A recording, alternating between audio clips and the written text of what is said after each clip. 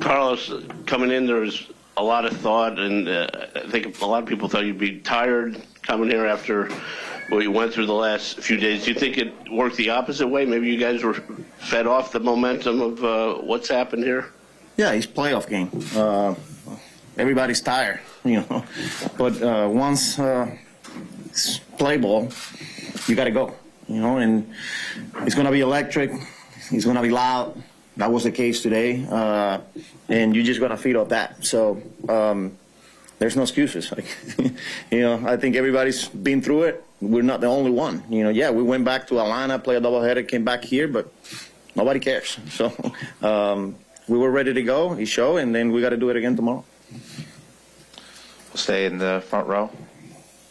Just kind of on that, were you wondering at all after, as emotional as it was yesterday, the way the game went, the celebration, if there would be any hangover effect from that? And what did you see on the plane and at the ballpark this morning afternoon to show you that the guys were fine? I knew we were in a good spot when we boarded the plane. We celebrated. We got out of the clubhouse in Atlanta, and you could tell right away our mentality was next day, next game. Not thinking too far ahead. Continue to have that type of mentality that we've been having throughout the whole year. One day at a time, one series at a time. And that's what I saw yesterday. Got here today, and we treated just as a regular day with the way our preparation goes and, the conversations, meetings, outside work. And we went out there and played our game. Steve, second row in the center. Carlos, there were two occasions today where you guys fell behind and immediately came back to take the lead in the next half inning. Always important to do something like that, but especially in a road playoff game, to be able to take the momentum away and not necessarily let the crowd get into it. How much more critical is something like that? Yeah, and those are some key moments. They take the lead and we answer right back. I thought today the at-bats were pretty incredible. That inning with Vientos lead off, and then the walk to Pete, Winker coming through, and then you just continue to add on. But, yeah, you're right, because they punch, we punch back, they took the lead again, and then we were able to bounce back and continue to punch and just continue to stay aggressive. We put the ball in play when we need it. We ran the bases well. We put pressure on them. The hustle by Iglesias there, and then Taylor not stopping and just scoring on that play. So important games like this when the crowd is involved. They were pretty loud today, and we expect it to be the same way moving forward here. I mean, it's a playoff, and it was a good job by the guys today. Third row on the right.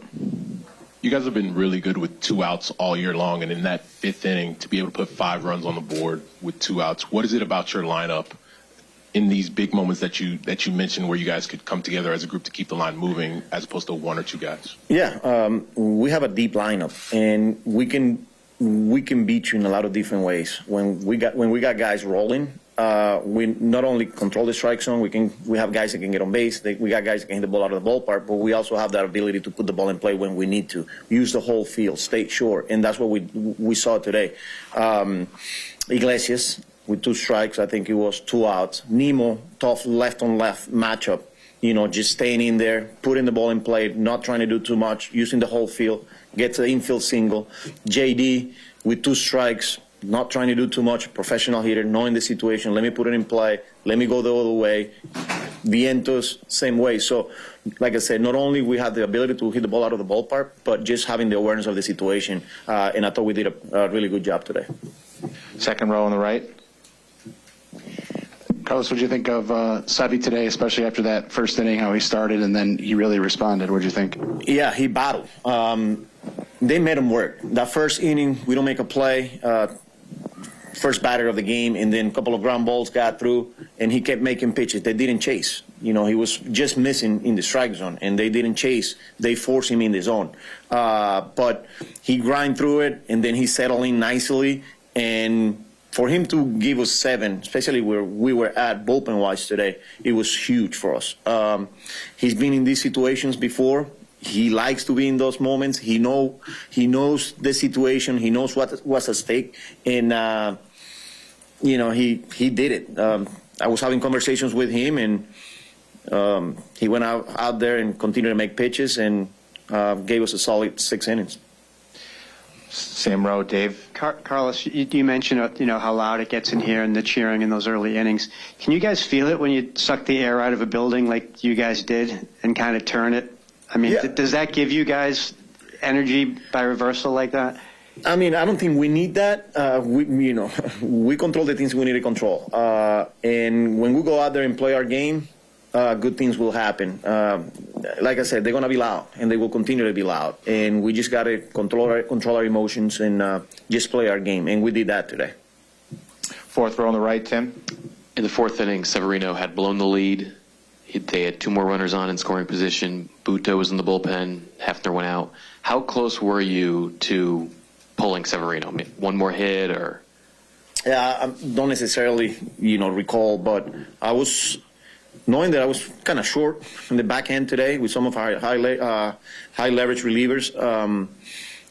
So I don't think I needed to be as aggressive, but also understanding it's only 3 games, so I can let the game get away. I was just gonna let it play out, but I needed to have somebody ready. I'm just glad that he continued to make pitches and he found a way. And then after the fourth, coming off another long inning there, how committed were you immediately to leaving him in for the 5th versus, sending him back out after a long 5-run rally? Yeah, I think at that point I was either a batter to batter. I was gonna maybe 2 guys get on. I was just gonna let it play out. And like I said, he found his rhythm and he found a way and gave us a solid 6. Third row on the right. Within 24 hours, you faced 2 pretty tough bullpens, the Braves and the Mets, the Brewers.